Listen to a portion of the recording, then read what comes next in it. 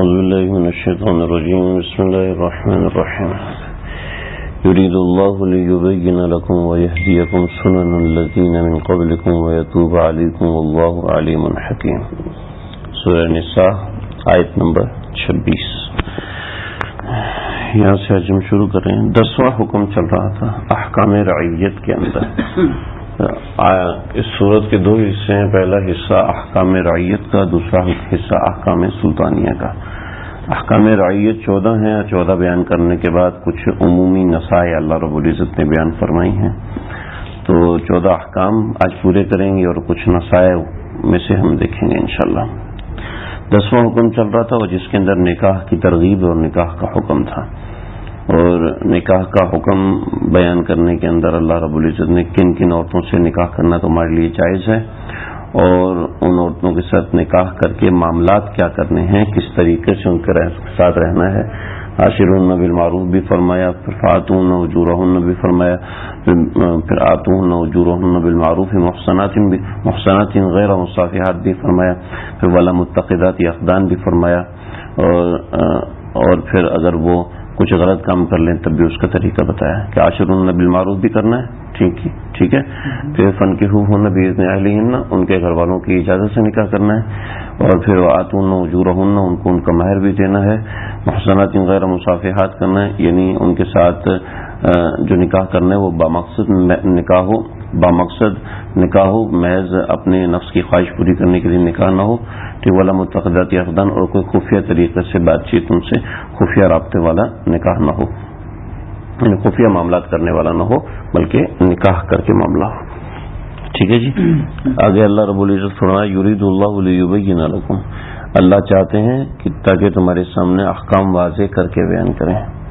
وَيَهْدِيَكُمْ سُنَنَ الَّذِينَ مِنْ قَبْلِكُمْ، اور تم کو ہدایت دیں اس رستے کی، ان رستوں کی، الَّذِينَ مِنْ قَبْلِكُمْ جن سے پہلے، جن رستوں پر تم سے پہلے لوگ تھے. سنن کہتے ہیں طریقہ. ٹھیک ہے. ہاں، سنت سے نکلانا، سنت کی جمع سنن، ان طریقوں کی، ان راستوں کی جن پر تم سے پہلے لوگ تھے، یعنی کہ نیک لوگ جو پہلے تھے. وَيَتُوبَ عَلَيْكُمْ، اور اللہ تعالیٰ تم پر توجہ فرمانا چاہتے ہیں. یتوب علیکم کا معنی ہے توجہ، رحمت کے ساتھ توجہ فرمانا. واللہ علیم حکیم، اور اللہ تعالیٰ جاننے والے ہیں اور اللہ تعالیٰ حکمت والے ہیں. ٹھیک ہے. واللہ یرید ان یتوب علیکم، اور اللہ تعالیٰ اپنی توجہ کا، اپنی اٹینشن بتانے کا کتنا زیادہ انسان کے سامنے اظہار کرنا چاہتے ہیں کہ اوپر بھی فرمایا وَيَتُوبَ عَلَيْكُمْ، پھر الگ کر کے وَاللَّهُ يُرِيدُ أَن يَتُوبَ عَلَيْكُمْ. اور اللہ تو وہ ذات ہے، اللہ تو وہ ہے کہ یریدو، کہ وہ چاہتا ہے کہ ان یتوب علیکم، کہ وہ تمہاری طرف توجہ کرے. ٹھیک ہے. اور لیکن کیا ہوتا ہے وَيُرِيدُ الَّذِينَ يَتَّبِعُونَ الشَّهَوَاتِ، لیکن وہ لوگ جو کہ شہوات کے پیچھے چلتے ہیں، نفسانی خواہشات کے پیچھے چلتے ہیں، وہ کیا چاہتے ہیں؟ وہ یہ چاہتے ہیں کہ ان تمیلوا میلا عظیما، کہ وہ تم کو بھٹکائیں سیدھے راستے سے، بڑا بھٹکانا. ان تمیلوا، کہ تم کو مائل کریں، میلا عظیما، بہت زیادہ مائل کرنا، یعنی مطلب یہ کہ تم کو مائل کر کے راستے سے ہٹائیں. ٹھیک ہے. کتنی زبردست بات ہے. واللہ یرید ان یتوب علیکم، کتنا زبردست. عبداللہ دیو کیسی زبردست. واللہ یرید، اللہ کیا چاہتا ہے، ان یتوب علیکم، کہ وہ تمہاری طرف متوجہ ہو. ٹھیک ہے. ویرید الذین، لیکن وہ لوگ جو کہ شہوتوں کے پیچھے چلتے ہیں، محض اپنی شہوت کے پیچھے ان تمیلو، تو وہ تو یہ نہیں چاہتے کہ اللہ توجہ کریں، بلکہ وہ یہ چاہتے ہیں کہ ہم راہ راست سے ہٹ جائیں. چنانچہ یہودیوں نے سارے مسلمانوں کو کارٹونوں کے پیچھے لگایا ہوا ہے، ویڈیو گیمز کے پیچھے لگایا. جاؤ تحقیق کر لو، یقین کرنا کوئی یہودی گیم نہیں کھیلتا، کوئی یہودی موبائل نہیں دیکھتا، کوئی یہودی کارٹون نہیں دیکھتا. تو ان تمیلوا میلا عظیما، اللہ قرآن صاف کہہ رہے ہیں، صاف یرید الذین یتبعون الشہوات، وہ لوگ جو کہ شہوتوں کے پیچھے چلتے ہیں.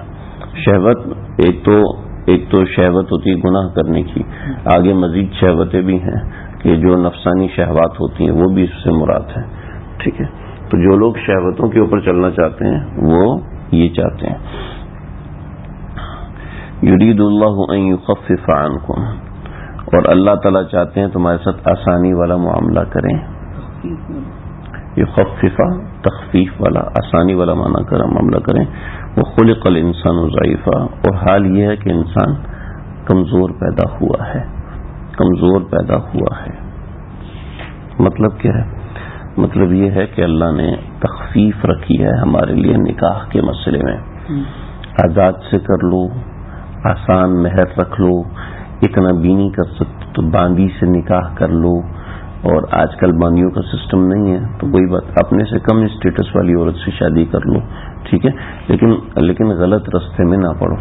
کیوں؟ ہم جانتے ہیں کہ تم کمزور ہو. انسان کا ایک مزاج ہے کہ وہ شہوت کو قابو کرنے میں، اپنی خواہشات کو قابو کرنے میں کمزور ہے. چنانچہ اللہ رب العزت نے اس کے لیے راستہ کھولا، پھر راستے میں آسانیاں پیدا کی، پھر راستے میں کثرت پیدا کر دی. ایک نہیں تو دو، دو نہیں تو تین، تین نہیں تو چار، ٹھیک ہے. اور راستہ اس کا آسان بتا دیا کہ دیکھو کتنا واضح ہے. یہ 10واں حکم مکمل ہو گیا، ٹھیک ہے.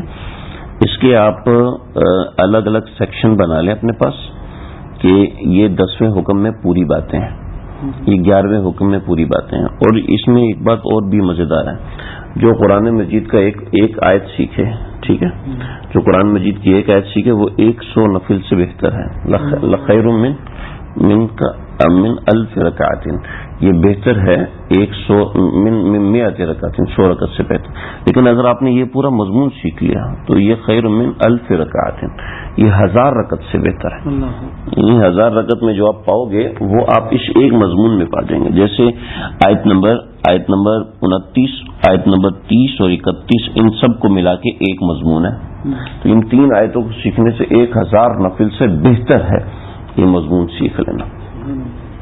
تو یہ اتنا اہم مضمون ہے. دیکھیں، اچھا، یہ جیسے اوپر یہ مضمون ہے جن عورتوں سے نکاح جائز ہے، نکاح کے جواز کے اوپر، یہ ایک ایسا مضمون ہے اگر صرف اس مضمون پہ عمل ہو جائے، صرف ہمارے ملک پاکستان نہیں، پورے کراچی نہیں، چلو صرف ماڈل کالونی میں صرف اس حکم پہ عمل ہو جائے، آپ مجھے بتائیں کہ کتنے غریبوں کو چولہا جلے گا، کتنے نوجوانوں کا ایمان بچے گا، کتنے نوجوان جو ٹی وی میں، فلموں میں، ننگی فلموں میں اور ان سب چیزوں میں مبتلا ہیں، سب کیسے چھوڑ دیں گے؟ خود طبعی طور پہ چھوڑ دیں گے. یہ نہیں کہ وہ خانقاہی بن جائیں گے، تبلیغی جماعت میں لگ جائیں گے، تو وہ طبعی طور پہ چھوڑ دیں گے، اس لیے کہ ان میں اس طرح کی شہوت باقی نہیں رہی. انسان ضعیف ہے، اس لیے اللہ رب العزت نے وہ راستے رکھے. لیکن چونکہ ہمارے پیچھے تو نمبر 1 تو کفر لگا ہے، نمبر 2 ہندوازم لگا ہے، اور تیسرا ہم نے ان کو ثابت کرنا ہے کہ ہم دیکھو تمہارے ساتھ ہیں، ہم دیکھو ہمارے ملک میں وہی اصطلاحات ہیں جو تمہارے ملکوں میں ہیں.